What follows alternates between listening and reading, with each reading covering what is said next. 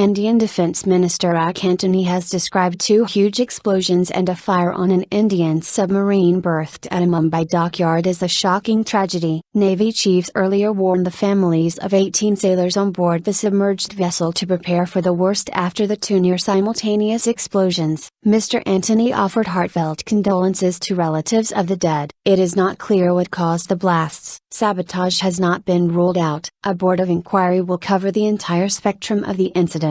We cannot rule out sabotage at this stage, but all the indicators at this point do not support that theory, Navy Chief Admiral DK Joshi said. Divers have opened the first hatch of the submerged submarine and are in the process of going down now. A detailed examination can only be carried out after the water is pumped out and the boat has come back to the surface. Earlier officials told the BBC they suspected the tragedy to be the result of an onboard error, not involving any outside agency. Admiral Joshi said that the boat has remained underwater for much of Wednesday and that there had been no communication with the crew on board. Scandal hit military. No bodies have yet been recovered. Correspondents say that India has steadily developed its naval capabilities in recent years, motivated by its rivalry with neighboring China. But the country's military has encountered numerous scandals and difficulties as it has done so. On Tuesday, the federal auditor suggested that the government may have paid too much for 12 helicopters from Anglo-Italian company Agusta-Westland,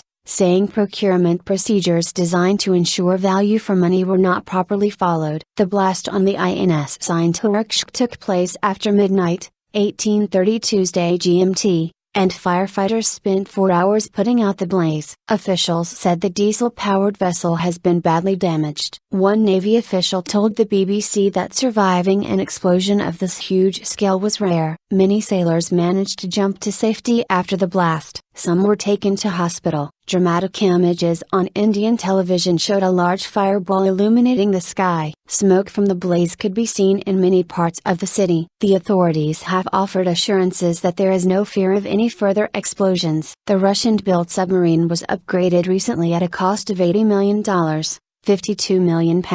At the time of the explosion it was said to be fully loaded with ammunition. Russian firms Vyazhdika, which refitted the submarine, said the vessel had been fully operational when it was returned to India in January. Reports from Russia say specialists are ready to help with the aftermath. It's a great loss to us.